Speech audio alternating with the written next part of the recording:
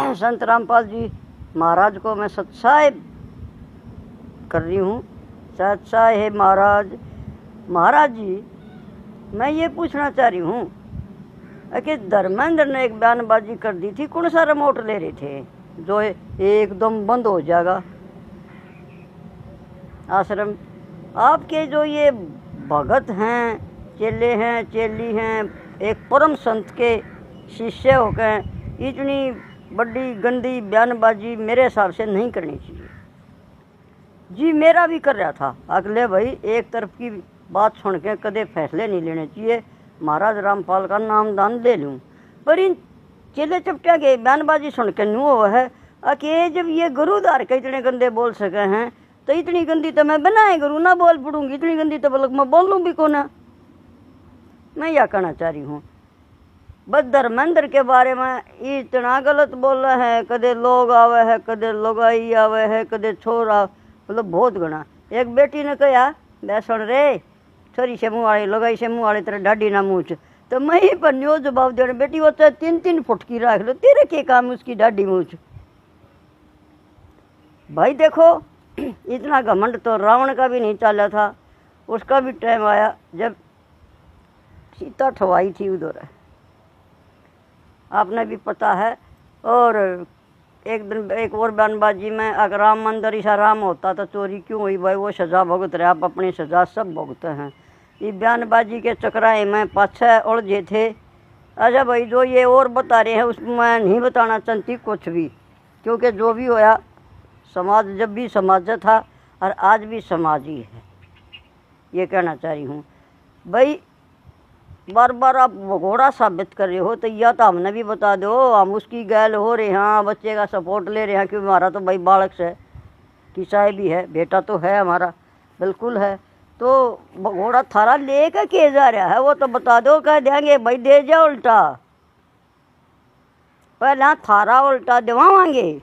एक ले का नाम बिल्कुल नहीं ले रखा आप अपने ऊपर ओडो मना। और एक परम संत ने ये सो बयान नहीं देती, अपने चेलिया ने कहो कि ये गलत बयानबाजी ना करें। इसी के साथ धन्यवाद। ले जाना चाहता था, भगवान कृष्ण की लीलाओं को देखकर उनके वंशज जो है ज्यादा अभिमानी हो गए थे। संतों का आदर करना बंद कर दिया था कि कृष्ण जो का सब कुछ है और हमने कोई आंट कोई ना बकवाद कोई करेगा तो आप गिर देगा। लेकिन ये भी हमारा अभिमान हानिकारक होता है। मान लीजिए आप पूर्ण परमात्मा के उपासक हैं और कोई छोटी उपासना करता है, उसको हे दृष्टि देखना आपका धर्म नहीं बनता। आपको उसको नीचा समझना या उसको धिक्कारना या उसको अभिमान आपके अंदर हो जाना, परमात्मा साथ नहीं देगा।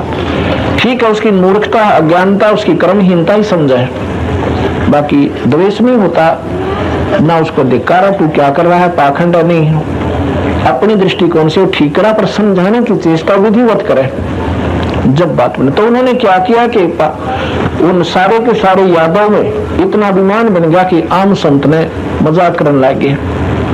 और वीरदास जी कहते हैं कि डरिए साई संत तय, संतों से हमेशा डर के रहना चाहिए। आप शब्द नहीं कहे, बुरा नहीं बोले, अपना मृदु भाषा का है। मान लीजिए आप समझते हो कि ये संत कुछ नहीं जानता, गलत कह रहा है, कोई बात ना, आप ये सोचकर चले जाइए कि इनको कुछ नहीं मालूम है, परंतु अनादर फिर भी नहीं करे उनका। वो तो समय आने पर पता चलता है, जब अधिक सत्संग जीव सुन लेगा कि क्या जानता है क्या नहीं जानता। एक दिन में संत की पहचान नहीं हो सकती, सारे जीवन में भी पहचान कर लोगे हम तो तब भी आपको महान समझते हैं अगर संत की आप पहचान करके थे। वहां पर दुर्वासा जी आ जाते हैं, द्वारका के बाहर बैठ के आकर सारी नगरी में चर्चा हुई, राजा अम्बरीश के चरणों में गिरो वही माफ कर सकते। तो वहां से फिर भागा वो पै खा करके अम्बरीश के चरणों में आकर के शीश रख दिया उस तोब ने, जो सिद्धि की तोब मानी जाती थी दुर्वासा जी। और ऋषि जी ने, अम्बरीश जी ने उस सुदर्शन चक्र को हाथ से पकड़कर उसको थमा दिया कि ले पकड़ तेरी तोब ने, और कहा कि भक्ति के भाव से रहना चाहिए ऋषि जी, ये कोई धक्के का मार्ग नहीं है। ठीक है, आप अपना ज्ञान दीजिए, कोई मानता है उसका भला, ना मानता उसका भला, लेकिन उसके साथ बदतमीजी या कोई जोर जबरदस्ती नहीं कर सकते। इस ज्ञान मार्ग में एक विधान है। प्यार से बार बार समझाते रहिए, मानता ठीक है, नहीं मानता है तो उसकी मर्जी। उसके बाद वही राजा अम्बरीश राजा जनक बने, जो सीता जी के पिताजी निर्गुण के गाऊं और निर्गुण पद नजरा नहीं आवे। तो इस प्रकार समझाने लगा लोमस ऋषि। तो मैंने उसकी बात मेरे पल्ले पड़ी को नहीं। मैंने और निकट जाकर के उनसे कहा कि आपको अगर नहीं पता है तो आप रहने दीजिए, क्यों दुनिया को भ्रमित कर रहे हो, ये है वो, हमने अंड बंड बोल दिया। तो पुण्यात्मा, हम आप जी को भी इनसे बहुत कुछ शिक्षा ग्रहण करनी चाहिए कि कोई भी भक्त है, यदि आप किसी को समझाने की चेष्टा करते हो, आपको ज्ञान हो गया है कि उनका मार्ग बिल्कुल विपरीत है, वो सही नहीं जानते हैं, आपको ज्ञान है, लेकिन उनके साथ अभद्र व्यवहार नहीं करना चाहिए। क्योंकि कुछ ऐसी भी आत्माएं होंगी जिनके पास पूर्व जन्म की सिद्धि शक्ति से डंक होगा, डंक। तो वो कोशिश कर सकते हैं उन कच्चे भक्तों पर जिनका आप ही पूरा दृढ़ विश्वास प्रभु पर नहीं है, और वो दूसरों को समझाने लग जाते हैं। कुछ ऐसे भी हैं जिन्हें नाम बिना लिया है, कुछ भक्त बताते हैं कि हमारा एक भाई है, नाम नहीं ले रखा, और आपके ज्ञान को सुनकर उड़न समझाए। तो उनके ऊपर ये प्रभाव हो सकता है, क्योंकि उनको परमात्मा का संरक्षण नहीं है, और किसी को समझाते हैं और ये ज्ञान अच्छा दृढ़ है, सत्य है, और वो उठ पटांग बोल दे, उसमें कोई पूर्व जन्म की भक्ति शक्ति है और वो शराब आदि को वचन बोल देता है, तो उसको भी असर हो सकता है। लेकिन जिन्होंने आपने नाम ले रखा है और आप मर्यादा नहीं तोड़ोगे, मर्यादा का भाव ये है कि आपने उनको अभद्र तरीके से नहीं कहना चाहिए। आप प्यार से कहो, नम्रता से समझाओ, और नहीं मानने तो उसके साथ फिर अभद्र शब्द प्रयोग नहीं करने चाहिए, इससे भगवान रुष्ट हो जाता है। तो यहाँ काकभूषण कहता है कि मैंने उस लोमस ऋषि जी को बहुत ही करड़े शब्दों से कह दिया कि तू जानता ही नहीं है तो क्यों फंड कर रहा है, क्यों ऐसे करता है, क्यों बका रहा है।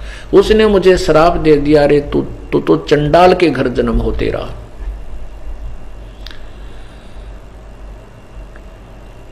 अब मुझे समझ में आ गई कि ऋषि का वचन है, ये वापस नहीं हो सकता। मैंने चरण पकड़ लिए, माफी मांगी। उन्होंने जब मुझे श्राप दिया तो मैं क्रोधित नहीं हुआ, मैंने कोई प्रतिक्रिया नहीं की, ना तो और बात बिगड़ाओ। तो मैंने एक मायूस सा मुंह करके कि हे प्रभु, जैसे भी आपकी आज्ञा हो, आपका बच्चा हूं, गलती होगी, आप कहीं भी जन्म दे देना, मुझे एक आशीर्वाद भी दे दो। तब लोमस ऋषि प्रसन्न हो गया, कहा बेटा मांग ले, कि मुझे ऐसा आशीर्वाद दो कि मेरे हृदय से भक्ति ना खत्म हो, जन्म तो चाहे कहीं पर भी दे देना। तब उस लोमस ऋषि की करही आद नाम निज हृदय दरही, गुरु चरणन से ध्यान लगावे, अंत कपट गुरु से ना लावे। गुरु के प्रति कभी कपट युक्त बातें नहीं करे, ना ही गुरु की निंदा करे, ना सुने। सुनने का तात्पर्य ये नहीं है कि आपके गुरुजी के बारे में कोई उठपटांग या दुनिया बांटा थी, जैसे शनिपात के दौर में मरीज बांटा करे, ना जाने उसने क्या बांटा, क्या कह रहा है तू। ऐसे ही ये भ्रमित किया हुआ समाज उन स्वार्थी लोगों के द्वारा मिसगाइड किया हुआ, ना जाने क्या क्या बोल रहा था। तो उनके मुंह को बंद नहीं कर सकते हम अपने कानों को बंद नहीं कर सकते। क्या बताते हैं, गुरु की निंदा सुने जो काना, ताको निश्चय नरक निदाना। अपने मुख निंदा जो करही, शुक्र स्वान गर्भ में पढ़ी। गुरु की निंदा जो सुने और आप निंदा करें, वो 84 लाख योनियों में जाता है। तो स्वयं तो निंदा करे, वो तो है घोर पापी, और कोई कह रहा है उसको हम ना जुबान बंद कर सकते, ना हम अपने कान बंद कर सकते। उसके लिए बताया है कि वो कह रहे हैं कि आपके गुरुजी ऐसे हैं, उस आश्रम में ऐसा करते हैं, वैसा गलत करते हैं, और आपके मन में ये भावना भी नहीं आई कि ये जो कह रहा है ये सत्य, ये कहता रहेगा। ऐसा कुछ नहीं है। आपके हृदय में नहीं आई तो आपने बस सुनकर भी नहीं सुना।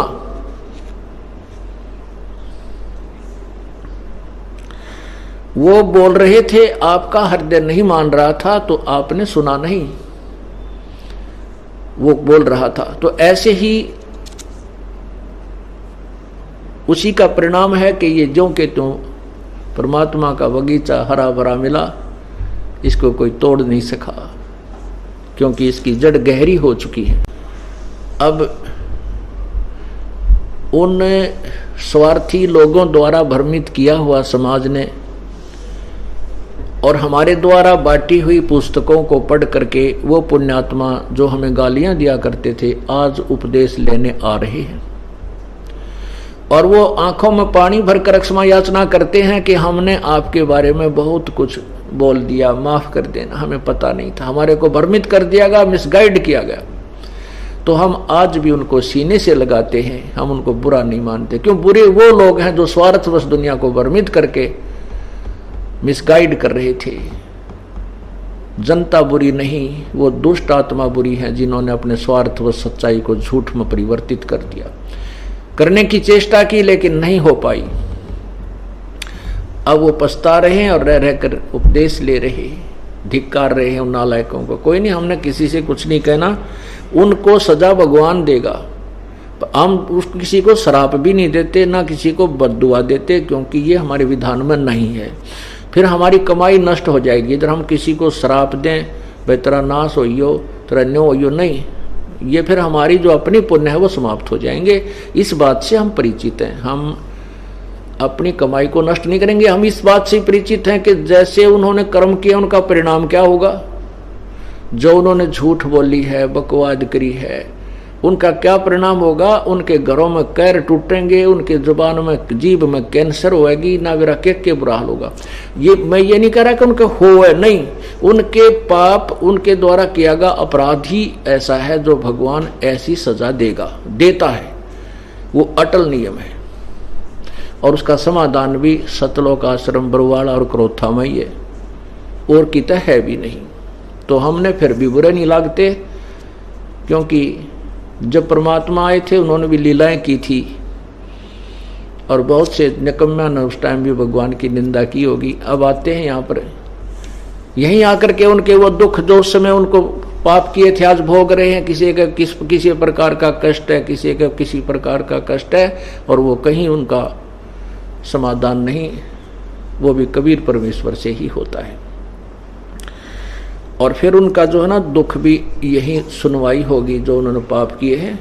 परमात्मा बहुत दयालु हैं, फिर भी क्षमा कर देते हैं, क्योंकि उनको मालूम है कि ये काल बंडा रहा है, काल बहका रहा है, मेरे ही बच्चों को मेरे ही विरुद्ध कर देता है, और फिर उनको सजा देता है पाप करवा के। और फिर भी ये यहाँ आ जाते हैं, भगवान से के सामने क्षमा याचना कर लेते हैं, उपदेश ले लेते हैं। तो फिर साबन का स्वभाव है मैल काट देना, औषधि का स्वभाव है रोग काट देना, नाश कर देना। परमात्मा के नाम का स्वभाव है, परमात्मा के जाप का स्वभाव है कि अपराधी कितना ही घोर अपराधी क्यों ना हो, उसके भी पापों को अक्षमा कर देना।